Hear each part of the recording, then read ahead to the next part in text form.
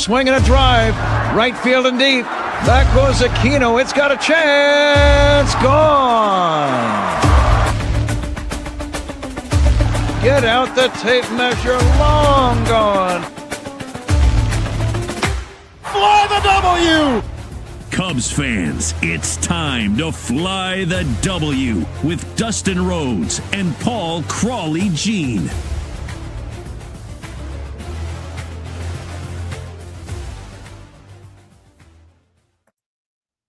Well, Crowley, you are listening to the Fly the W podcast. We are part of the Blue Wire Network. This is episode 355. The Cubs finish off the floundering Phillies. Don't forget to listen, download, review, and subscribe to the podcast. Follow us on all the socials. I'm at Mully and Haw on X. And you can follow me at Crawley's Cubs on X, Blue Sky, and TikTok, and Crawley's Clubhouse on Facebook, Instagram, YouTube, and Threads. You can email us at crawleysclubhouse@gmail.com. Dustin, we are a few minutes ago, the Cubs did something they have not done since 2015, 11 years ago. They won all 7 games on the homestand. Unbelievable. Pretty impressive stuff. I didn't even realize that as I heard that on the radio, as they looked like they were going to cruise to a victory just a few minutes ago. That didn't end up happening as far as cruising, but as you heard, they won all 7 at home. Pretty impressive stuff. I'm still trying to catch my breath. That was a heart-pounding game 7. That was a heart-pounding end of the series and extra innings, and we'll get to all of it. This is how you and I called it before the series started. I know you don't like these 4-game series. I don't either, usually, unless you win all 4 of them. I do like the fact, though, that they're getting the Phillies when they're getting them, Crawley. Again, I think they're a team that eventually will be pretty good when the weather gets warmer. I think that offense is going to get better. We might have a couple of shootouts, right, in the games, depending on, especially that game on Thursday. There could be some runs. There could be some runs scored in that one. I'm going to take the easy way out, which I hate to do. I'm going to say they split.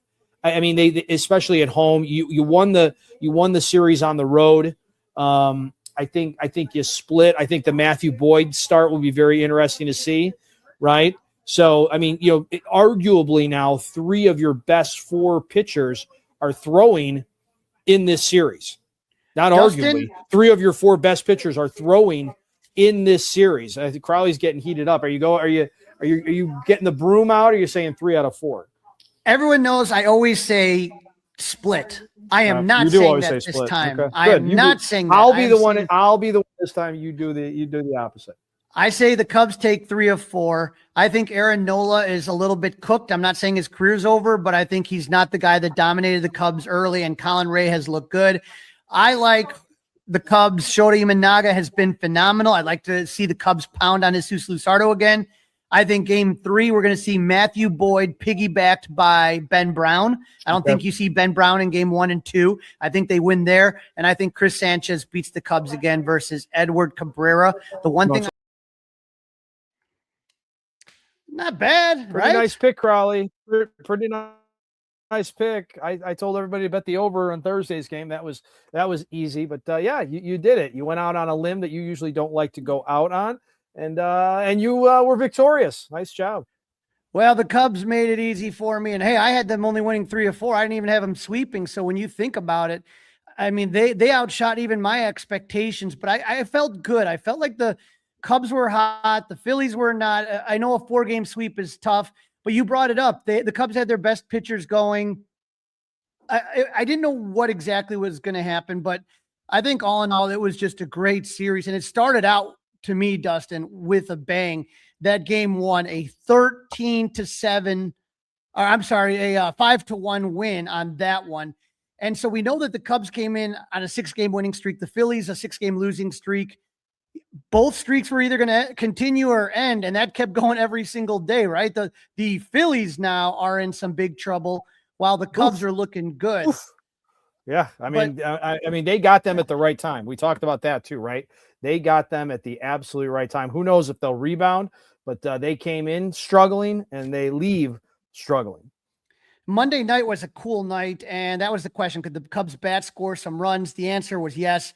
4 runs in the second inning. They loaded the base with no out for Miguel Amaya. He drives in, well, he doesn't get an RBI, but he hits into a double play, run scores. Cubs are on the board 1-0. 1 on, 2 out. PCA draws a walk to keep the inning alive. And Dansby Swanson, who we'll talk more about after today's game, but he hits a 424-foot bomb, a 3-run Dansby dinger, and the Cubs are up 4-0. Dustin, take a look at the MLB runs leaders. This was after that first game. That's not including today. We're just talking after the first game. This from Marquee, but you look at the people that are MLB runs leaders. Drake Baldwin, last year's Rookie of the Year. Mike Trout, resurgent with 22. Ben Rice is a surprise out in New York. And James Wood is really finally coming to his own. But Dansby's in that list right there for MLB run leaders. So good to see Dansby. It's not like he's hitting consistently, but when there's runners on base like today even, he's come through. So that's been pretty darn good.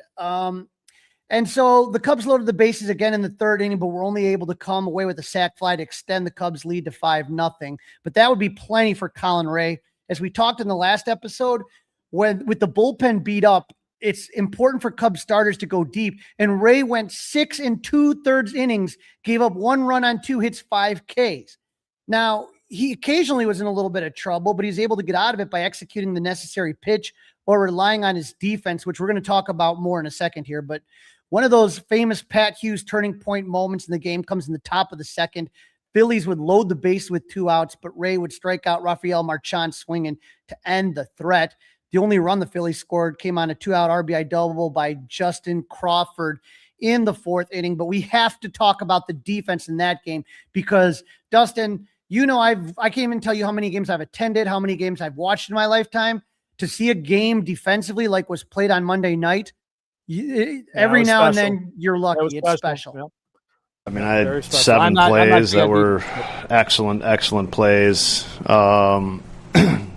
Keeping runs off the board, keeping pitches off the, Collins ledger, saving a run.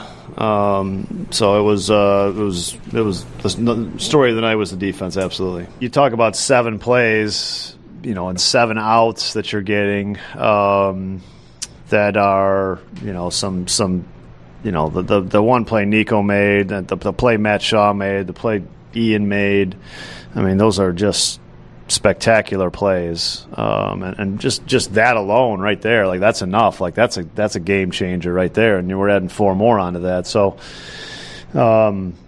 it's run prevent. It's part of run prevention. It makes your pitchers better. And it's a reason why, and for the good defensive teams, I think it shows up every night. It's not necessarily you're going to have some bad defensive nights, but it's going to show up most nights, right? And that's, and a night like tonight, you can point directly to it and say that's a big reason why we won. 100% on that one, man. I mean, Colin Ray pitched great, quality start. But it was the defense that was there for him the entire time. First inning, Kyle Schwarber pops one into foul territory. Happ goes over the wall into the stands to get it. That just fired up the crowd, fired up the players. Next batter, Bryce Harper gets robbed on a diving play up the middle by Nico Horner. Top of the second, 1 on, no outs, Michael Conforto makes a diving play to take away extra bases from Brandon Marsh. Top of the 6th, Michael Busch snags a ball that was ticketed for the right field corner down the line. Top of the 7th, poor Kyle Schwarber again. He lines one that looks like a base hit to right. Nico completely extends himself and dives to make the play. Top of the 9th, Matty Shaw robs Trey Turner of a base hit. Probably the best play I've seen Matt Shaw make in right field. But Dustin, you're just going down the list of those plays. And I've seen Nico since he came up. And that was probably the best defensive play I've ever seen Nico make. That was great. It was Sandberg-esque, right? Leaving the feet, diving to his left towards first base, a little bit on the outfield grass. It was great. Excellent play. Now, Dustin, I was at game 2, Shodi Managa versus Jesus Luzardo, and I can tell you this is one of those games that the first half was very different than the second half, and this game is very much similar to game 4 in the series in that way. It also reminded me when I was at the game, I'm like, this is a lot like that Pirates loss that I went to where they had 3 chances to walk it off and couldn't do it. The Cubs had a runner on in the first inning, 2 on in the second, bases loaded, 1 out in the third, couldn't score. Runners at the corners, went out in the fourth, couldn't score. All these scoring opportunities against Lusardo, couldn't get a hit. They finally get to him in the fifth inning after the first two batters reach. Lusardo gets the next two outs, but he's pulled in favor of Orion Kurgang to face Dansby Swanson for the righty-righty matchup.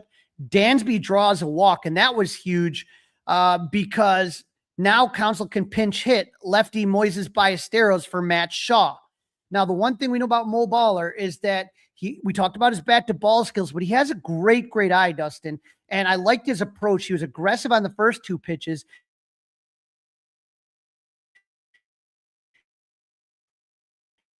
And then to Mo Baller to score the run, the first, to score that run. But Dustin, here's the key thing right here on this one that's kind of funky.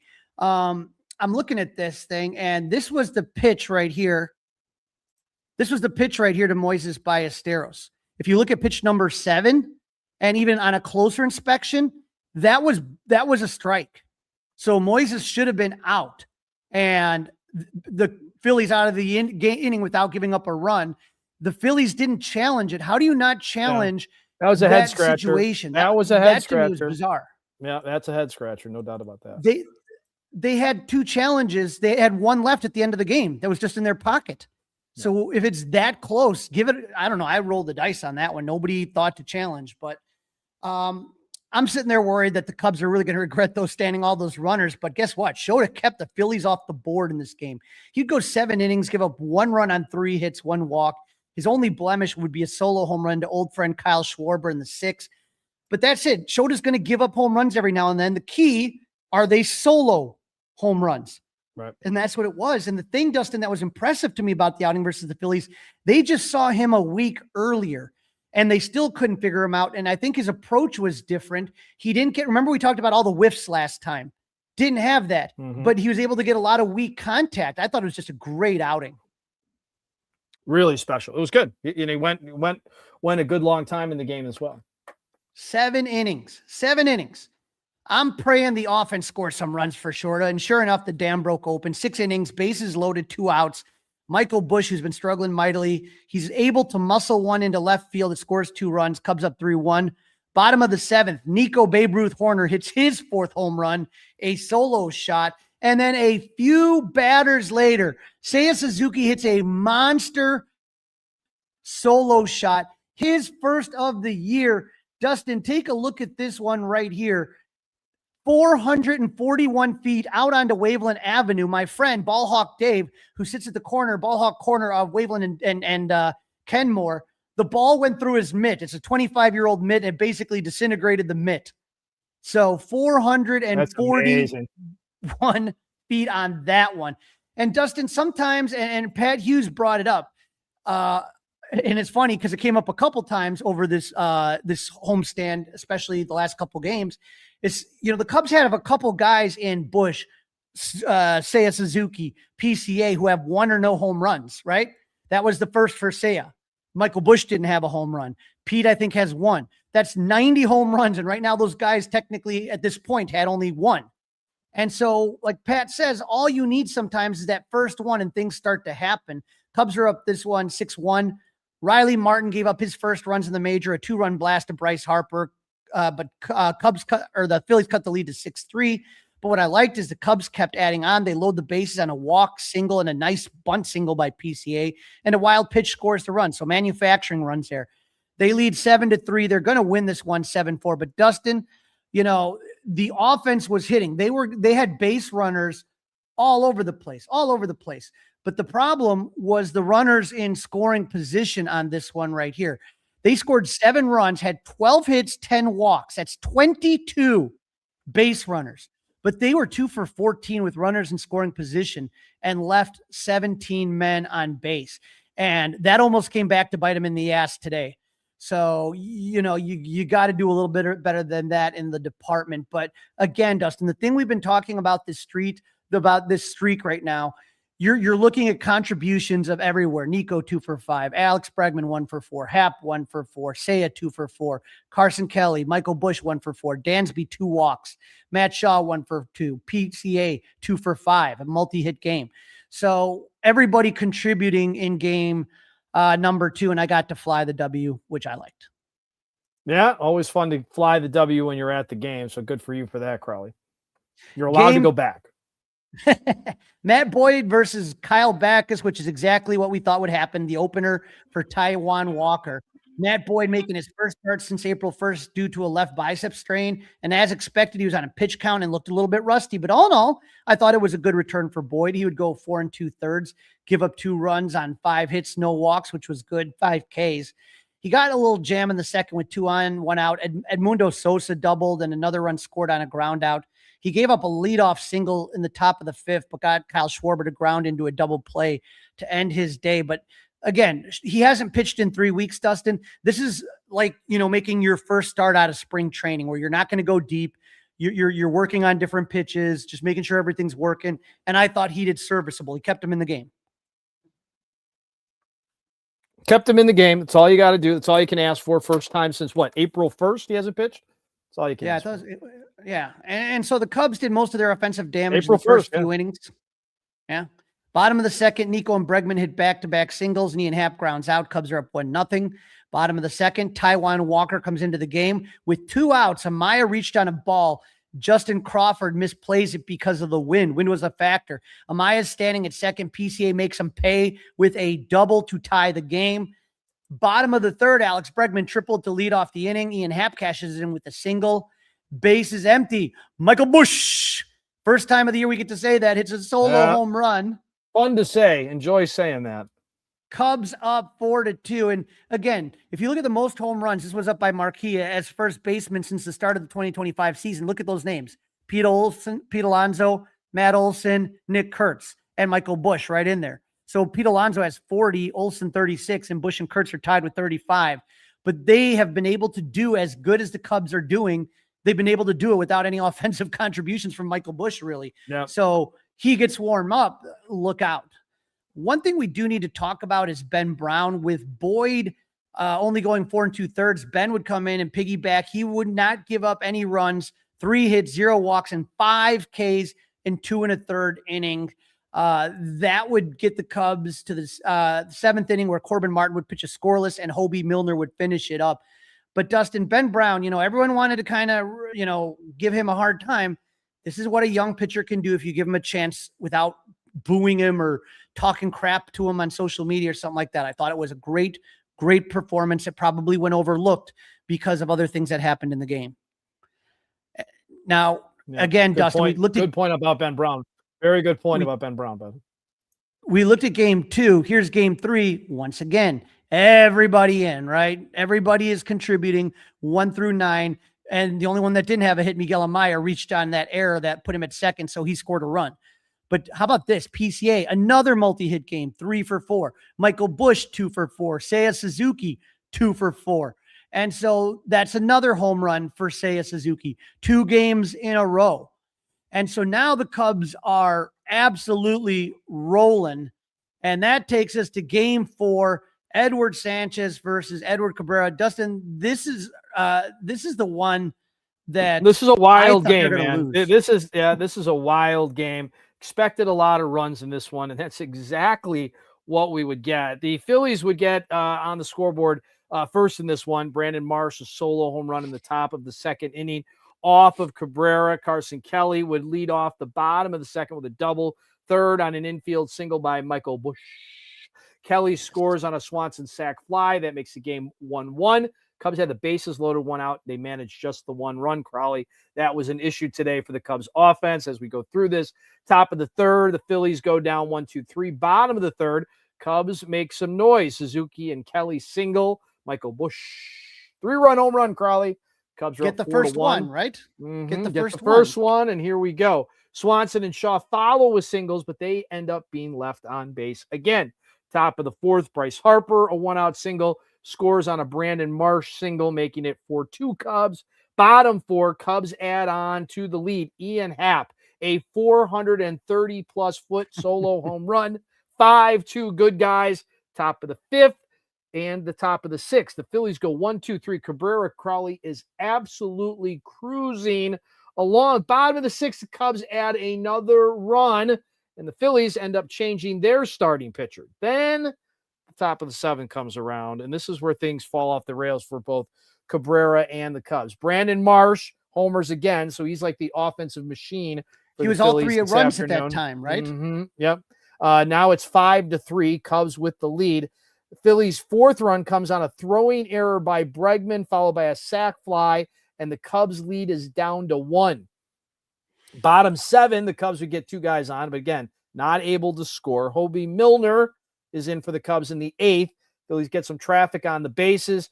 Then Webb is called out of the pen, and he's greeted by a single to center by Sosa. It's 6-6 all of a sudden, or as Pat would say, just like that. The game was tied at 6. Bottom 8, Suzuki. All right, no problem. I'll homer. Sosa staying red hot. The Cubs are up 7-6.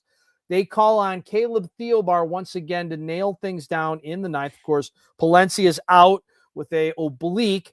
Garcia hits the ball out of the park. Game's tied at 7. And here's the only negative really from this game.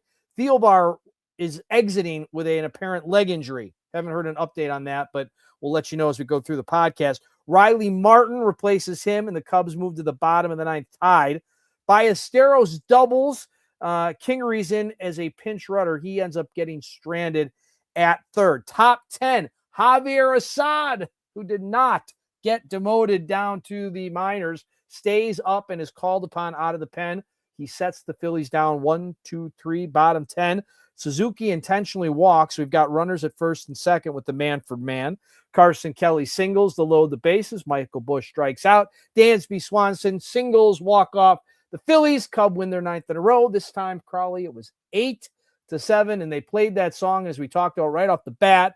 The Cubs won all 7 games on this homestand as they are packing their bags and hitting air rickets and flying out to L.A. to take on the Dodgers this weekend.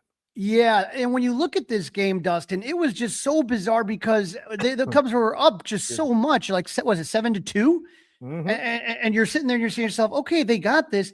And then, Seiya did have a little bit of a defensive lapse that we haven't seen in a while on a ball. Looked like the sun was bothering him multiple times in that one. Yeah, I thought the same thing, but I love seeing Busch hit the home run. I love everybody contributing once again. Nico actually had a rough game, which we don't say that too often, but I think, some of the things that kind of just make me, when I look at this game and just everything that happened, I am worried about that Thielbar injury. Jacob Webb, when he came in, I was like, that's the 2nd blown save, Dustin.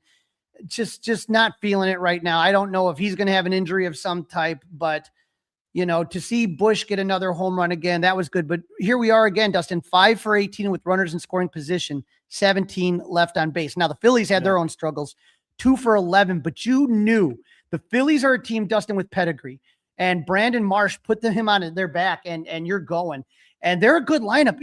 Even after all of this, like when you sit there and you have to go through Kyle Schwarber and Bryce Harper and any of these guys that could just take one out anytime. The Edmundo Sosa guy is really, really impressive from what I saw in this last week of facing them twice. But also, as bad as it was for the Cubs, and I thought they were going to grab Bleacher Jeff to throw an inning. I'm wondering who the hell they got left in the bullpen. Riley Martin has continued to impress, and they thought he might have been injured. Trainer came out to see him too. And Javier Assad, to come in that situation and get the win. I think, if the Cubs would have lost this one, Dustin, we would have been like, oh man, that sucked, but they won 3 or 4, but they were so close to walk away with that win and to keep the momentum going out in LA, I thought was just huge. And the team, the thing I like approach is the way they're grinding and making all of these pitches work. Dustin, against Kristen Sanchez, 6 earned runs in 5 1/3 innings. This is one of the best pitchers in baseball, and they made him work. They made him work hard. They got through the order 3 times by the bottom of the 4th. Right. The guys were already having their 3rd at bat, bottom of the 4th. If it wasn't for a couple bad defensive plays by Suzuki and Bregman, this one wouldn't have been as heart pounding as it ended up being, So Correct. Again, Absolutely. Glad for the victory, tighten up the defense, get guys healthy, and keep it rolling. This is the Fly the W podcast. We are part of the Blue Wire Network. We're happy to have you here on our latest episode. And this is episode 335 as the Cubs finish off the floundering Phillies. And don't forget, we need you to listen, download, review, and subscribe to the Fly the W podcast. 5-star review, we'll take them. Email us, Crawley's Clubhouse, gmail.com. You can watch us. You might be doing that right now. Crawley's Clubhouse YouTube page. In this segment, we're going to preview Cubs, Dodgers, Chavez Ravine, including pitching matchups, offseason moves, and which players are hot and which ones are not. Crawley, take it away. Now, Dustin, you know the Dodgers ended the 2025 season as the defending champions. They started the season facing the Cubs in Tokyo. And on September 25th, they clinched the NL West for the 4th straight season and finished with a record of 93-69, swept the Reds in the wild card, took the division series from the Phillies 3-1, and swept the Brewers to advance to the World Series. They were down 3-2 in the Blue Jays with game 6 and 7 in Toronto. They were down to their final 3 outs, but Miguel Rojas home run tied it in the 9th. They win it in the 11th. Their 8th World Series title and the first MLB team to repeat as champs since the Yankees did it in 98 to 2000. And remember, they also were in it in 2001 against Arizona. My buddy Steve is on watching. And yeah, I think he was at the World Series that year. But the Dodgers, you know, Dustin, it wasn't one of their crazy off seasons, but they re-signed a lot of guys that they like World Series Miguel Rojas, like Kike Hernandez. But the 2 biggest acquisitions, former Cub Kyle Tucker to a 4-year monster deal, and relief pitcher from the Mets, Edwin Diaz. So the team just, you know, they just keep cranking that team. But if we take a look at the standings, and Alan right here is at saying this, the Cubs are now, remember how quick it went from last to first place. So in the NL Central, the Cubs are now tied with the Reds at 16-9, 9-1 in their last 10 games. The Reds are 7-3. You'll always take 7-3 in 10 games, but they lost ground. The Pirates are 14-10. They've kind of come back to earth, 5-5. The Cardinals 14-10, 6-4. How about the Brewers? 13-11. They're 5-5 on a 2-game losing streak. But when we talk about the Cubs, Dustin, this streak going on right now is one of the longest winning streaks that they've had in a while. So now this is at 9 games. So in 3 seasons under Craig Counsell, this is the longest winning streak they've ever had under Counsell. So a lot of fun.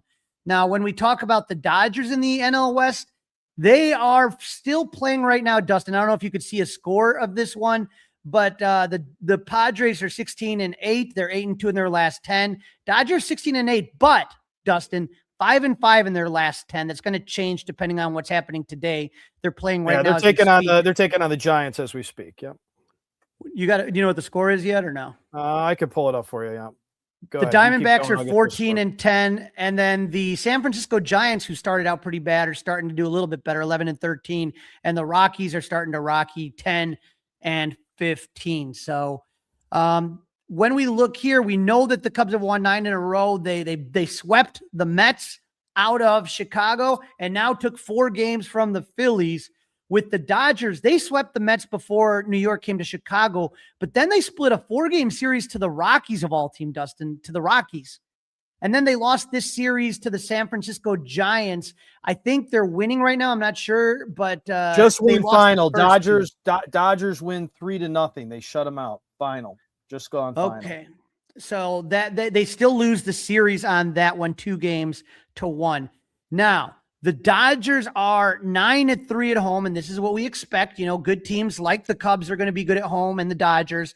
And then you try to play 500 ball on the road, which is where the Cubs are right now. They're basically at 500. They're 5-4 on the road.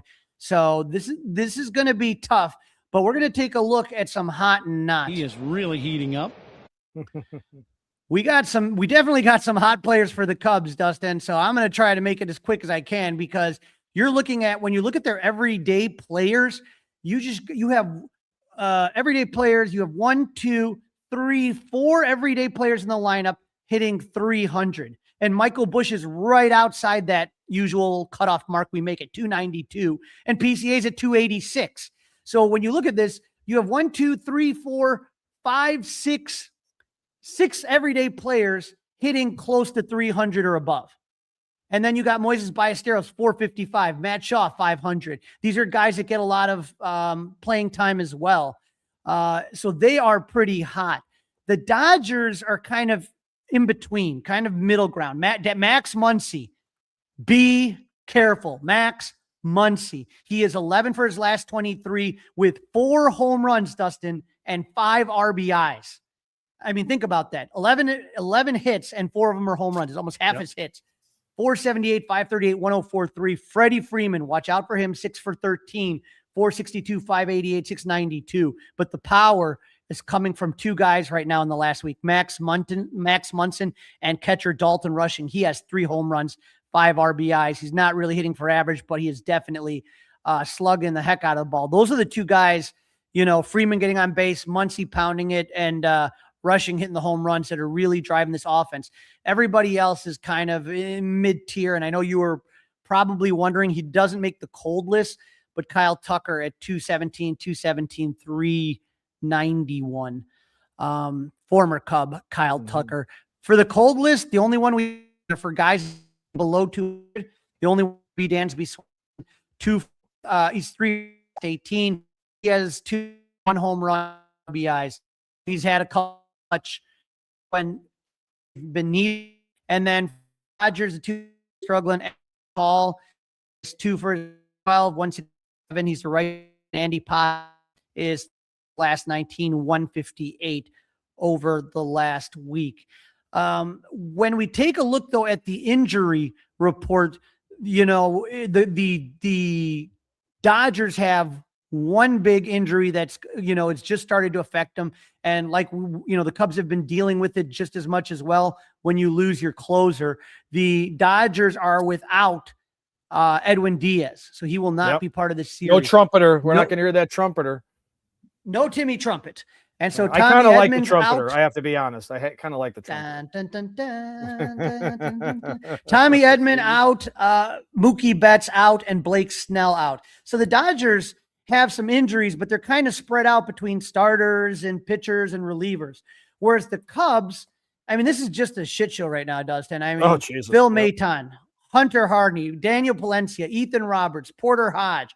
I mean, all of these guys from you're basically your entire bullpen that you started on opening day is pretty much gone, other than Caleb Fieldbar, I think we're going to see. Might be added to this list. Yeah, I think we're going to see your guy Luke Little added to the plane ride out to LA. He'll probably be on a separate plane, but I think he'll be joining them if I had to guess.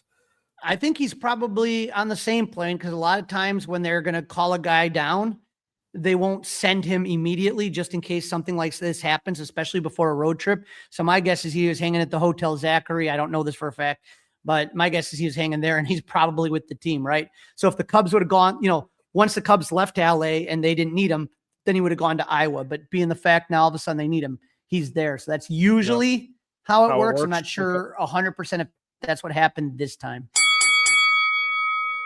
Tail of the tape. All right. So this week we're working with a 3-week sample size, April 3rd to April 23rd.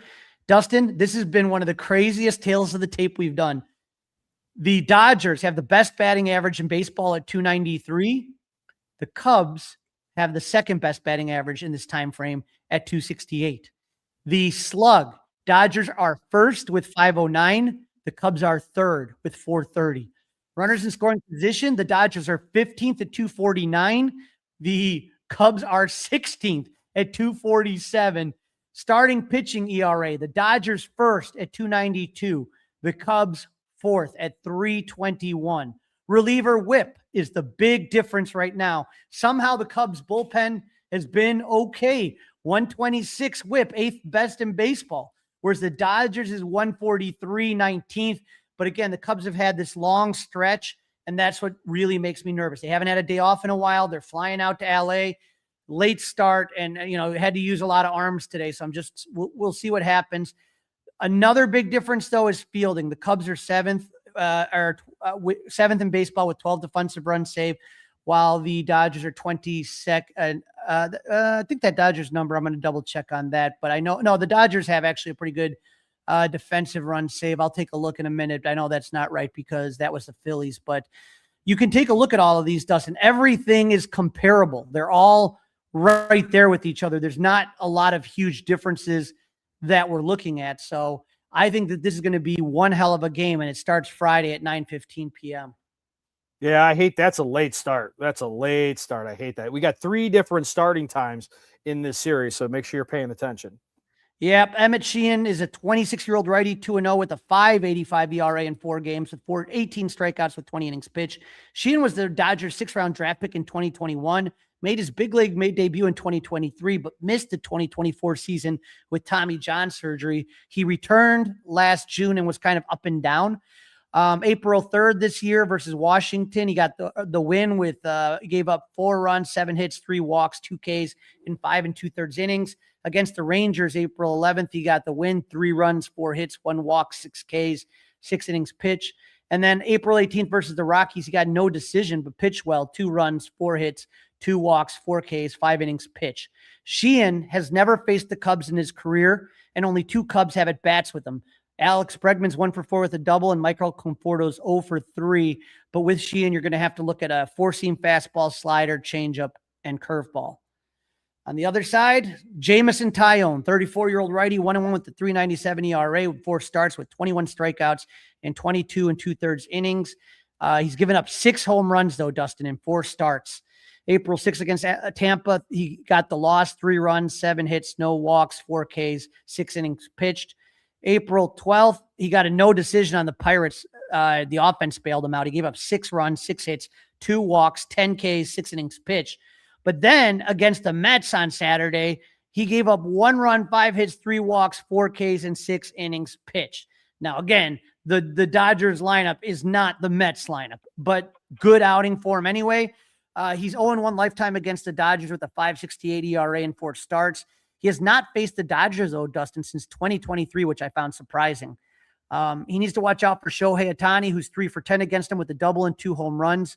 Kyle Tucker's 4 for 12 against JMO with a double and home run. JMO features a 4-seam cutter, changeup, sweeper, and curve. Game number 2. 6:15 on this one, so you don't have to pour any coffee. National television game. National TV on this one. It's a Yeah, Foxer, which one I is- believe, right? I believe it's a Foxer. A Fox one, yeah. Roki Sasaki, the 24-year-old phenom from Japan. Start of his career has been rocky, Dustin. He's been moved from starter to reliever, back to starter. The righty is 0-2 with the 6.11 ERA and 14 starts with 17 strikeouts, 17 2/3 innings. April 5th versus the Nationals.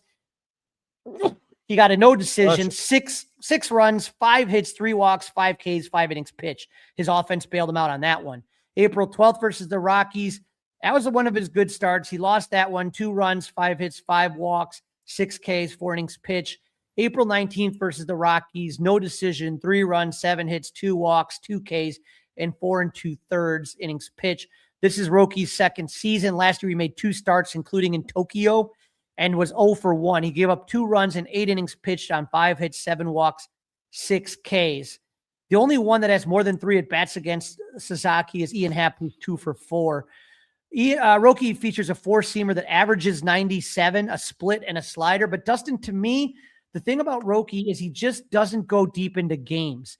And, you know, he's always got either a lot of walks, a lot of strikeouts. And when you combine that jumps up the pitch count. So I'm very curious to see how the Cubs do against him, because like we talked about, even today with Christian Sanchez, that was a game where they grinded him. And I think that they might do the same thing with Sasaki, is that they may really just grind at him and you might see him out early. I'm very curious on this one.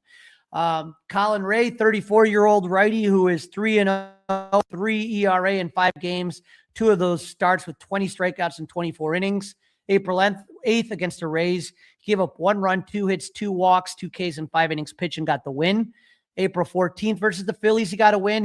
There was an opener, but he gave up 3 runs, 4 hits, no walks, 5 Ks, and 6 innings pitched.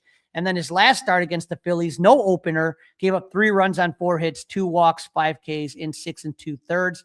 Colin Ray is 1-1 lifetime against the Dodgers with a 5.94 ERA in 8 games, 5 of those starts. Last season, Ray made 1 start against LA, gave up 1 run on 4 hits, 1 walk, and 5 Ks. but only lasted 3 2/3 inning. He has to watch out for Will Smith, who's 4 for 7 against him. But Freddie Freeman and Kyle Tucker are both 1 for 6, and Teoscar Hernandez is 1 for 7. Ray features a 4-seamer, a split finger, and a slider. And the finale out at Chavez Ravine. Wednesday, 3:10. Justin Robolski. Sunday 3:10. Sunday 3:10. Sunday. Sorry about that. Don't confuse it. That would be a long. That might be too long to spend out in LA, Crowley. Might be. Yes, too much time in La La Land. And then Shota Imanaga. So battle of lefties. Justin Robolski is a 24-year-old lefty, Dustin, from Hoffman Estates. How about that? Local boy made good. Local guy made 3-0. Like that. 188 ERA in 4 games, 3 starts with 9 Ks in 24 innings pitched. April 6th versus the Blue Jays, he got the win, 1 run on 2 hits, 4 walks, 2 Ks in 5 innings. April 13th, Mets, he got the win, 8 shutout innings, 2 hits, no walks, 2 strikeouts. Phenomenal outing for him. And then April 20th versus Colorado, he got the win, gave up 1 run on 8 hits, no walks, 3 Ks, 7 innings pitched. Justin has not faced either Chicago team. Only two of the guys on the Cubs have at bats against him. Alex Bregman's 0 for 3 and Carson Kelly 0 for 2. Justin primarily relies on a 4-seamer, slider, and curve. And he is going to be going up against lefty Japanese pitcher Shota Imanaga, 32-year-old lefty, 2-1 with a 2.17 ERA. 5 games started with 32 Ks and 29 innings pitched. April 10th versus Pittsburgh, he got no decision, but he pitched 6 no-hit innings, 1 walk, 9 Ks. April 15th was that phenomenal game against the Phillies. 1 run, 3 hits, 1 walk, 11 Ks, 26 whiffs. And then against the Phillies again on April 21st, 1 run on 3 hits, 7 walks, only 1 K. But again, didn't give up a lot of contact, was able to go 7 innings. Shota's 1-0 lifetime against the Dodgers in 4 starts and has a 3.48 ERA.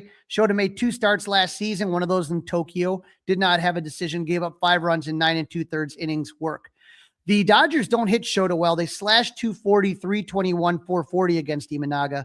Teoscar Hernandez is 3 for 6 with the doubles. Shohei Ohtani's 1 for 10, and Freddie Freeman is 1 for 8 against Shota, who features a 4-seam split and a sweeper, especially against lefties.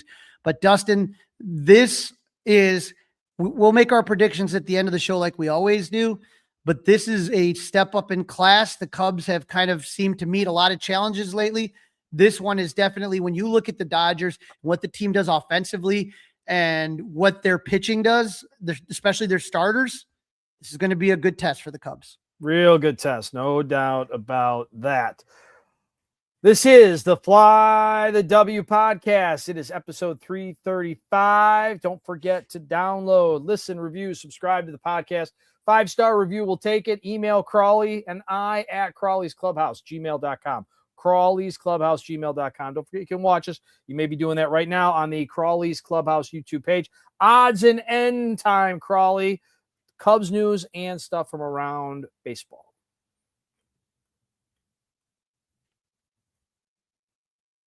Yeah, if we're taking a look right here, we talked a little bit about this before when you're talking about Matt Boyd coming back.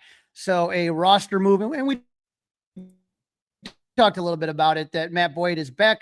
Luke Little is in, quote, Iowa. We don't know if he's in Iowa or if he ever went to Iowa or if he will be automatically with Where the team. In the world is Luke for a guy Little? like Luke, with a guy like Luke, right, you'd like him to have the nice, comfortable plane. You don't want him. He's a big guy. You don't want him having to fly Where in economy the or something. world is Luke Little? So we have some news on some of these injured arms. Phil Maton has right knee tendonitis. The expectation, Dustin, late April, early May. He has a rehab assignment in AAA, and that will be on Friday, the 24th. They'll determine what they need to do after his first outing, what comes next. Hunter Harvey has that right tricep inflammation. He's expected to return in May. So he is not throwing right now, Dustin, which is not good. No. And so he is going to resume throwing, they say, on Friday. So we'll go there. Daniel Palencia, they're saying everything's not too bad. Left oblique strain.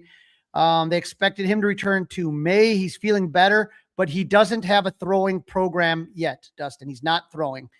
Ethan Roberts has the right middle finger laceration. He's expected late April. That one? Yeah, that one right there, buddy. Thank you. Late April, early May. He's through a bullpen session April 21st, and he's on a target for a minor league rehab assignment soon. We don't have a date. No date. But yet. one person that will not be joining the Cubs, Lucas Giolito. Yes. Kind of surprised that this is what he signed for. If that was the deal, surprised the Cubs didn't get involved. You? Same thing, Dustin. I mean, it is a 1-year contract worth a guaranteed $3 million, including a mutual option for 2027. So the deal features a $1.5 million base salary and a $1.5 million buyout on an $8 million 2027 option. He also has performance escalators and bonuses, but it would have only cost you for this year $3 million. That's the only guaranteed he would have had. And if you wanted him and he did really well, then it would have cost you $8 million, right, for the next season. But I'm if that's all it took, because Giolito pitched out of the bullpen last year. Mm-hmm. He'd have been a nice arm. He would have been a nice arm to have for that kind of Do Re Mi. I'm very surprised. We'll see what happens, right? We'll see what happens. But I was surprised and disappointed because the Padres are another team that the Cubs may have to go through to get to where they want to go in October. You got some power rankings to share? Yeah, we do have some power rankings, and I got to say, the Athletic always gives us our power rankings, and with the power rankings, the Cubs, as you can expect, this came out Tuesday, I want to say, the updated power rankings. So it doesn't have everything up to date, but we talked about how good the NL Central is. They got the Brewers coming in at 10, or I'm sorry, the Diamondbacks coming in at 10. I don't know if you've been watching this. If you remember, Michael Soroka came back from injury last year and the Cubs picked him up and unfortunately didn't really do good, but he is killing it in Arizona, 4-0 with the 2.78 ERA. He just wasn't ready to come last season, but Jed knew what he was doing on that. Number 9, the Texas Rangers, looking good. Number 8, the Milwaukee Brewers. So they're struggling, obviously, but they're not going to count them out just yet. The Pirates jump in front of the Brewers. Last week when we talked, Dustin, they were 11. This week they're 7. And so everything's kind of starting to come together. Even Marcelo Osuna, who was sucking it up when we saw the Pirates last time, he was the one guy that couldn't hit, is starting to hit. Tied for 5th are the Detroit Tigers, who just beat the Brewers, and the San Diego Padres. You mentioned that, Dustin, is one of the teams that the Cubs are going to have to probably be battling at the end of this. Yep. And then number 4, Chicago Cubs, up from 8th place. So good jump right there. And then Yankees 3, Braves 2, Dodgers 1 to round out the top 5. So for your top 5, number 1, Dodgers, number 2, Braves, number 3, Yankees, 4, Cubs, 5, Padres. Any surprises there? Nah, I mean, it's based on what the records are right now. I don't think the Braves are going to be where they're at when we get a couple months into this thing. That's the biggest surprise to me. Which one? The Braves? The Braves. Yep. Their performance so far. Yeah. They've really been doing everything and early still, but we're getting, remember what I told you, always kind of be taking a look at 9-game segments. If you look at things based on those 9-game segments, we're not too far away from that quarter mark, right? And so when we're looking at the quarter mark here, we're at 25 games. So by the time, roughly around the time when the Padres series is done, is going to be a really good kind of marker to see where they are. So before the Cubs come back to Wrigley, it's going to be interesting. All right, ready to make a prediction on this one? A couple of questions really quick from the audience. We got huge series sweep by Larry Sprout. Absolutely, Larry, 100%. Larry Backus, hey guys, how's Justin Steele looking? Doesn't have a minor league assignment just yet, so I think we're going to have to check that out. Alan says that the Phillies have issues. Yep, and they got to figure them out real quick before this kind of all. You feel that the Phillies are going to be there, but it's one of those things where if all of a sudden they don't make the postseason, this stretch, especially 7 games against the Cubs, and they only took one of them, that's one that they'll look back and want back. No doubt about that. All right, prediction time, Crowley. Let's get to the predictions. 3 games, kind of 3 different times. You don't only have to make the coffee, I guess, on Friday night, the 9:15 start. Game 2, 6:15. Game 3, 3:10. 6:15. Again, the score will be your only local broadcast. So I'll let you go first. You've been kind of hot right now, Crowley. What are you thinking here? I am thanking the baseball gods, Dustin. The Cubs will not have to face Yamamoto, Tyler Glasnow, or Shohei Ohtani. So they lucked out there. You're no doubt about it. So you avoided their best, right? And the Dodgers on the flip side are kind of avoiding your best, except for maybe Sunday's starter Shota Imanaga. Right. And but this, when people ask me, do you think the Cubs can win the World Series? When you look at short series, Dustin, and you have to go up against those three. Now, again, we'll see what happens when we get to October. Yamamoto, Glasnow, and Ohtani. I don't know if there's three guys that scare me more having to face. Right. These guys. Take a look at their numbers. Their numbers are right now. Yeah, that's fine with me. I'm astronomically low. Here is my prediction for the series. The Cubs will. I think that they will take game 1 and 2. No, I think they're going to take games 1 and 2 and they're going to lose game 3. That's my prediction. They take games 1 and 2 and they're going to lose game 3, but it will be a very close game, like a 2-1, 3-1 score is my prediction. Yeah, I'm a little worried about tomorrow. You know, the Dodgers are playing close to home. Cross-country flight took a lot out of them. Bullpen is taxed. Don't get swept. This is a don't get swept for me. Going west. I don't have much faith that Friday night. I really don't. I hope they win. Hope I'm wrong, but I see them winning one of the games, not any more than one, unfortunately. To me, what have you done for me lately? And remember when the Cubs were struggling, I said I can't pick them to win when they're playing like they are. But seeing that the way this team hits and not having to catch Yamamoto, Glasnow, and Ohtani is the best thing. I agree with you. The game 1 is the one that really kind of I have questioned. That's the one that I have a hard time feeling. I think the Cubs are going to get to Sasaki, and Ray's been pitching well. And like I said, I'm worried about Robleski against Shota, but Shota's been great too. I almost don't want to bet against him. I'm changing my mind. I'm going with the Cubs lose game 1 and they win games 2 and 3. How's that? All right, I've got them winning 1, and I think that 1 might be on Sunday. That's a wrap. Don't forget to listen, download, review, and subscribe to the Fly the W podcast. You can email us your thoughts, your questions, Crawley's Clubhouse, gmail.com, and you can watch us by subscribing to the Crawley's Clubhouse YouTube channel. Yep, it's going to be a crazy weekend. California baseball. Get those coffees ready. We're going to watch some baseball. Go Cubs!